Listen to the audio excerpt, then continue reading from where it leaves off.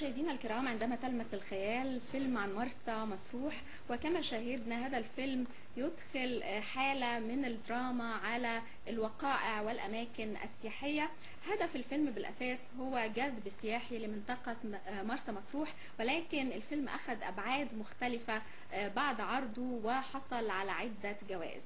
عن هذا الفيلم نتوقف من خلال لقائنا مع مدير التصوير أستاذ مصطفى عبد الله. أهلا بيك. ايضا معنا استاذ مصطفى عبد الله. بالتاكيد فكره انك تصور مدينه هي بالاساس ساحره جدا، اعتقد انه شيء صعب، لان كل مكان يحتمل ان انت تتوقف عنده اكتر من مره، ولما العين بتشوف غير لما عدسه الكاميرا بتعمل زوم على تفصيله معينه. ازاي قدرت تنتقي المشاهد، وازاي قدرت تركز على اهم الاماكن اللي انت عايز تبينها بشكل كمان ساحر، لان ده المفترض ان هو فيلم جذب سياحي؟ والله هو يعني كل مكان فعلا زي ما حضرتك بتقولي كان في جمالياته يعني مختلفه عن المكان اللي بعده او المكان اللي قبله. قبل اي حاجه طبعا الاستاذ احمد هو اللي كان بيختار احنا هنصور ايه، بس انا اللي بوظف الكاميرا انها تطلع بقى اللي هو اختاره بافضل شكل ممكن تقوم بيه الكاميرا يعني. وطبعا برضو من ضمن الحاجات يعني احنا ما كناش بنصور مرسى مطروح المدينه اللي الناس عارفاها اللي هي البحر وكده، احنا كنا بنصور محافظه مرسى مطروح اللي هي بتشمل كمان سيوه. وسيوه دي صحراء واماكن تاريخيه واماكن ممكن حتى الناس مش عارفاها يعني. بالظبط. فمش بس ما كانش بس عندنا بحر، لا احنا كمان كان عندنا صحراء، وكان عندنا وديان، وكان عندنا رمله بنصورها، وكان عندنا اثار زي ما حضرتك بتقولي. كان كل حاجه لها تعامل طبعا مختلف عن التاني، بس كان كل حاجه ليها متعتها المستقله. وكان في صعوبه كمان في بعض الاماكن في التصوير.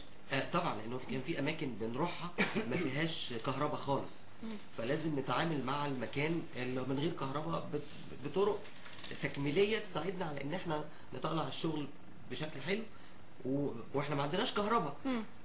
هو الشغل كان صعب، والاستاذ احمد الحقيقه هو الشغل معاه ممتع بس صعب يعني متطلب يعني ديماندنج. وما كناش بننام تقريبا يعني الصبح لازم اتعاملنا مع الجيش لان احنا ركبنا طياره هليكوبتر فعشان نصور الاماكن بالطياره. فالتعامل مع الجيش يعني الساعه 6 الصبح والساعه 5 الصبح، والتعامل مع الاستاذ احمد يعني لغايه الساعه 2 الصبح.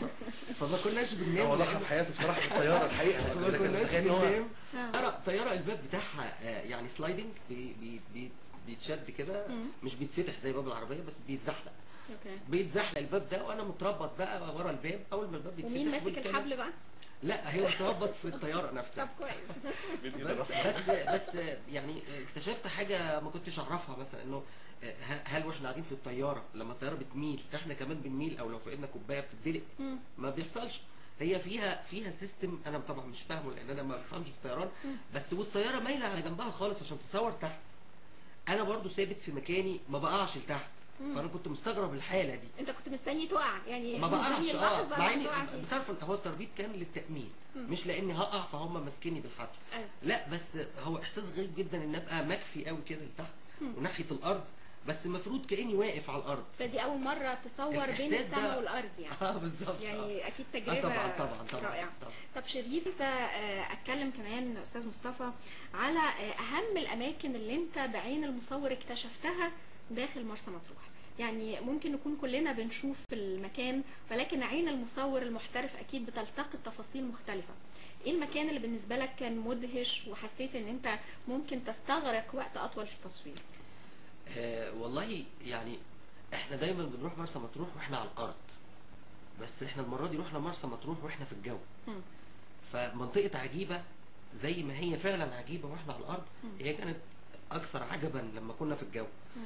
يعني شكلها فعلا من فوق غريب جدا يعني سبحان الله يعني. بس حظنا ما كانش كفايه لانه الطياره محسوب علينا وقت، يعني الطياره بالساعه والساعه غاليه مش رخيصه يعني. فما قعدناش كتير فوق، بس هو انا كنت نفسي اقعد الفيلم كله فوق الحقيقه لانه من فوق انا شايف حاجه ما حدش غيري شايفها. وهي منطقه عجيبه اكتر مكان يعني استهواك بصراحه مكان جميل جدا يعني. والميه الميه في الساحل الشمالي لونها مختلف عن الميه في البحر في اسكندريه او صحيح.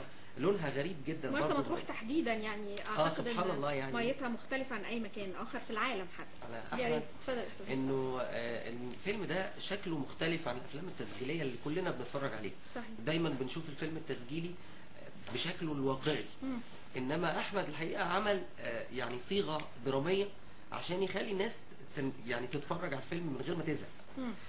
انا شايف ان ده فيلم يعني ده شكل جديد من السينما التسجيليه ما كانش موجود وما زال لسه مش موجود. هو احمد بس اللي قدر ان هو يوجد ده، لانه هو بيتكلم على انه كتب نص انما الفيلم التسجيلي ما بيعتمد اللي احنا عارفينه ما بيعتمدش على الشكل ده من انتاجه. وممكن يبقى ممل بالنسبه لجيل الشباب تحديدا، مش هيقدروا ان هم يتفرجوا على الشكل التقليدي. تمام. لازم عشان يتفرج على الشكل التقليدي يبقى لازم يكون حاجه مبهره غريبه بتشده عشان يشوف ايه ده.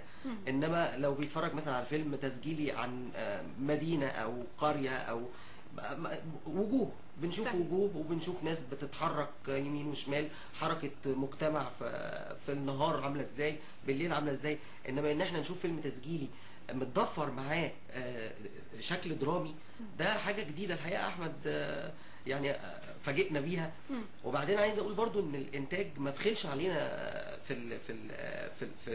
في الفيلم يعني. واحنا ما رحناش برضو صورنا على طول، احنا رحنا الاول قعدنا 3 أو 4 ايام تقريبا، لفينا المكان وشفنا ايه اللي هنحتاجه وايه، لانه برضو مش معقوله هنروح هناك وبعدين نقول لهم ابعتوا لنا كذا. ولازم برضو لما نروح هناك احنا بعيد 800 كيلو مثلا، فلو محتاجين شيء مش هيجي لنا يعني. لازم نكون رايحين دراسه كامله يعني. بالظبط. وده طبعا برضو محتاج انتاج يعني. الانتاج ما بخلش علينا الحقيقه بكل الوسائل اللي ساعدتنا في ان نعمل الفيلم اللطيف ده. اكيد. وفي النهايه يعني اكيد التجربه كانت مفيده ومثمره لفريق العمل، واعتقد كمان ان هي نتمنى ان هي تكون مثمره للجذب السياحي لمدينه مهمه جدا وعريقه زي مرسى مطروح. في النهايه بشكر المخرج احمد عبد العليم ومدير التصوير استاذ مصطفى عبد الله، وايضا الفنان الشاب شريف الخيام. شكرا لكم.